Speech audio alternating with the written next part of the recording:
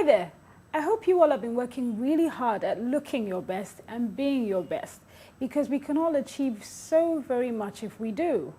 For those of you who haven't been watching, this is Style Me, and we're all about showing you just how to do that. So, sit back and enjoy the season. My name's Isioma, and this is Style Me.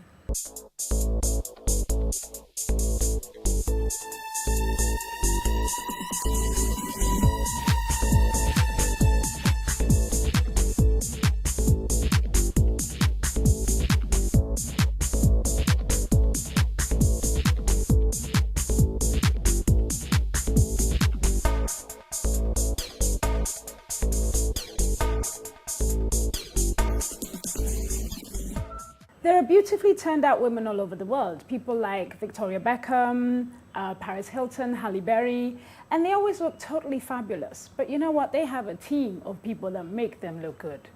Here in Nigeria, we've got our celebs and glam kittens like Stella Damascus, Ruth Osime, Esosa Aneni. Again, always looking totally fabulous. And you know what? The rest of us just kind of feel unattractive and dowdy and not so great whenever we see them. But you know what? It can be fixed. It can be quite challenging and daunting, but we all can look really fabulous. And you know what? Here's how. Clothes don't just cover us up. They make a visual statement of how we view ourselves. So, how do we view ourselves? Are we fat and shapeless? Are we too tall, too skinny? You know, what is it? The truth is, whatever it is, okay, whether we have asymmetrical boobs or big fat craters on our faces or whatever, we need to love ourselves, okay? Sisters, love. Learn to love the big fat pimple on the cheek. Learn to love the short arm, the whatever it is. Just love it. So, now that we love it, what next? We figure out how to complement these things we've come to love about ourselves. If they're not too great, fine. How do we get them to look great? How do we get them to feel great on us? Once we've figured out how to do these things, then the visual statements we make of ourselves will be positive and confident ones. I need to take a break, but when we come back, we'll see just how we can do that. Hi, welcome back. This is Style Me, and we've been talking about styling ourselves right. Now, I've spoken to you about loving yourself, okay? Warts and all.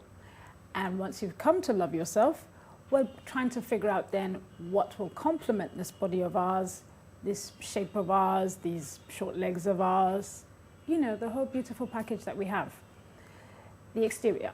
So here are a couple of very simple rules to getting that exterior looking right. The rules for the exterior. Number one, flatter your body shape. Obviously, the way we can do this is if you understand what body shape you have, your proportions, your scale, the body lines you have. Number two, flatter your coloring.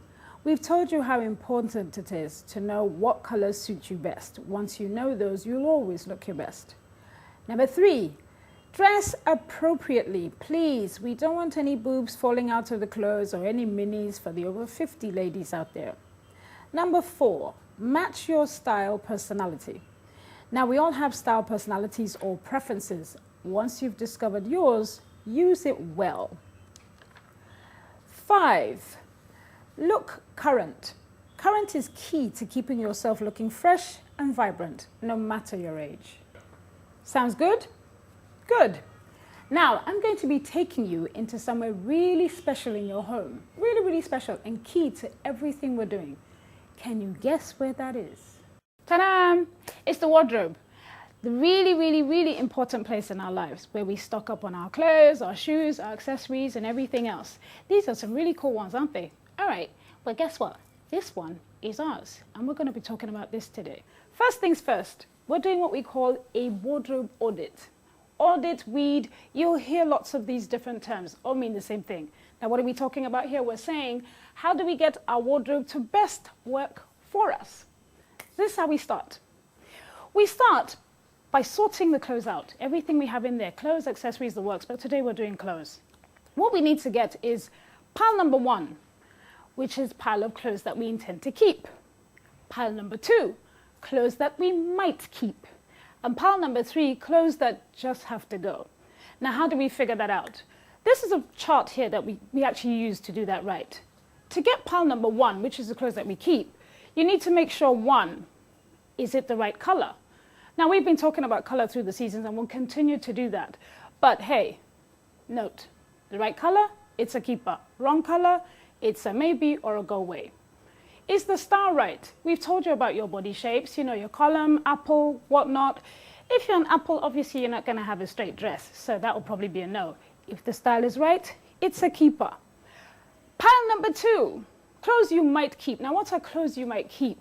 First of all, it could be that it's the right color, but the style is wrong. Or it's the right style and the color is wrong.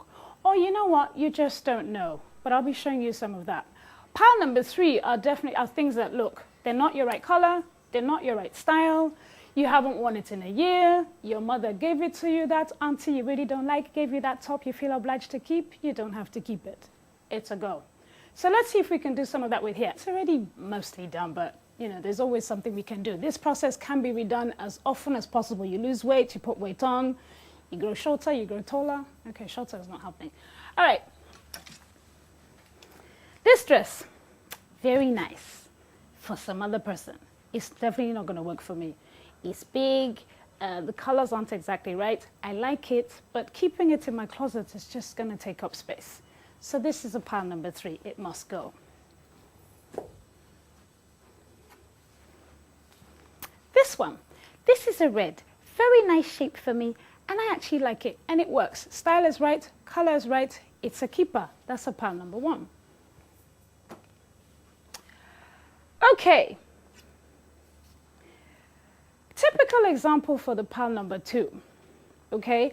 Now, yellow is supposed to be my palette. I don't necessarily like it, but it actually is in my palette. Style-wise, I'm not sure what I can do with this dress, but I can actually do a whole bunch. It says I probably shouldn't wear anything that's tent-like, but you know what? It's flowy, and if I put a belt around it, it might be a very different dress. Maybe if I shortened it a bit, it might look different. So it's a maybe. What else? Jacket. Okay, this I probably have not worn in like maybe over a year, but you know what? They're back now. Pads are in, it's all hot, so thank God I'm doing the weed now. I can keep this. And that's how we go on and on and on until we figured it all out. Now, don't be afraid to do this. Most people get really sentimental and get really upset about certain stuff. The whole point is that you declutter the place and you're only left with things that can work for you. Ultimately, what that means is every morning or every time you need to get changed, it's clear what you need to have on. Now, how do we get this properly organized? This is kind of ideal, right? Because I'm sure some of you are like, yeah, this cannot be my house. I don't have this kind. I don't have this many clothes. Yeah, we know. Okay, but the thing is, we should be aspiring to this. I do. So what do we do? The rule of thumb is to keep everything in order. Jackets all together. They say work from light to dark. If you can do it, fine. But it really does look pretty if you actually can. And it's much easier to work with.